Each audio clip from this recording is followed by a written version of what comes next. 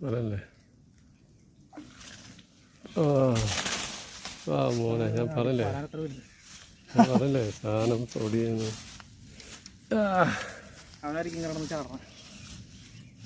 പാലാൻ കണ്ണി അതല്ലേ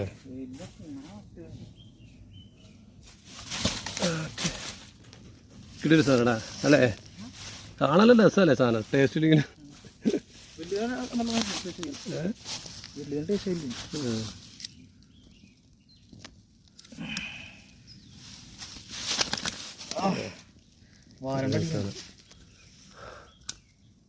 എന്നിട്ട് കട്ട് ചെയ്യുന്നേ കട്ട് ചെയ്യണോ